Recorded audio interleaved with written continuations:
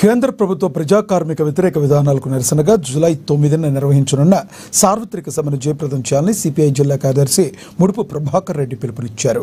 శుక్రవారం ఆదిలాబాద్ పట్టణంలోని పార్టీ కార్యాలయంలో ఏర్పాటు చేసిన మీడియా సమావేశంలో ఆయన పాల్గొని సమ్మె వివరాలు వెల్లడించారు.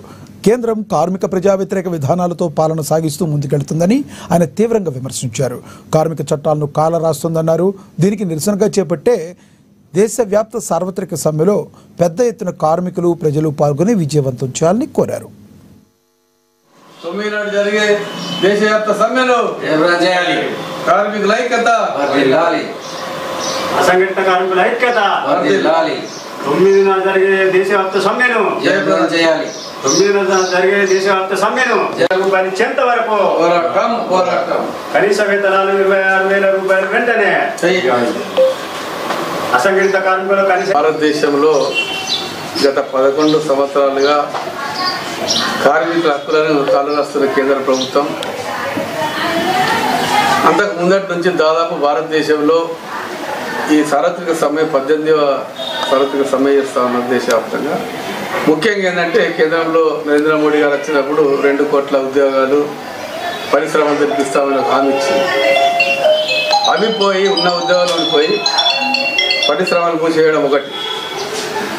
అసంఘటిత కార్మికులకు సుప్రీంకోర్టు ఒక తీర్పు ఇచ్చింది. కనీస వేతనం, కనీస పని కనీస వేతనం అని. కనీసం ఒక కార్మికుడు అసంఘటిత కార్మిక సంఘాల్లో అసంఘటితంగా ఉన్న కార్మికులందరూ 26,000 వేతనం ఇవ్వాలని అనేక సందర్భాల్లో పోరాటం చేస్తూ ఉంది.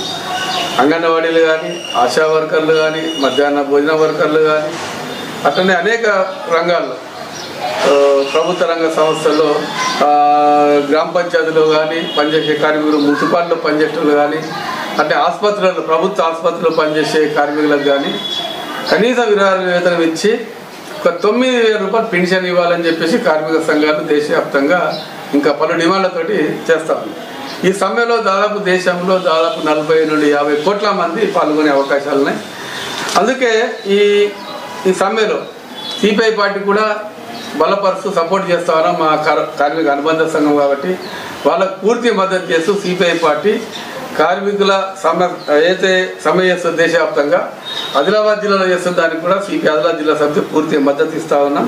దీంట్లో సిపిఐ కార్యకర్తలు కూడా జిల్లా వ్యాప్తంగా ఆదిలాబాద్ జిల్లా వ్యాప్తంగా అందరు పాల్గొనాలని, ఎక్కడ సమ్మె చేసిన అసంఘటిత కార్మికులు ఆ సమ్మెలో సిపిఐ నాయకులు సిపిఐ కార్యకర్తలు పాల్గొనాలని చెప్పి సిపిఐ ఆదిలాబాద్ జిల్లా సమితి పిలుపునిస్తూ ఉన్నది.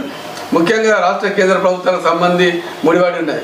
ఇప్పుడు ఉదాహరణకి రిమ్స్ ఆసుపత్రి ఉన్నాయి. రిమ్స్ ఆసుపత్రిలో పర్మిట్ చేయాల్సిన అవసరం ఉన్న కార్మికులందరికీ, అంటే మున్సిపాలిటీలో కూడా పర్మిట్ చేయాలి, అంగన్వాడీలు పర్మిట్ చేయాలి, ఆశా వర్గాలు పర్మిట్ చేయాలి.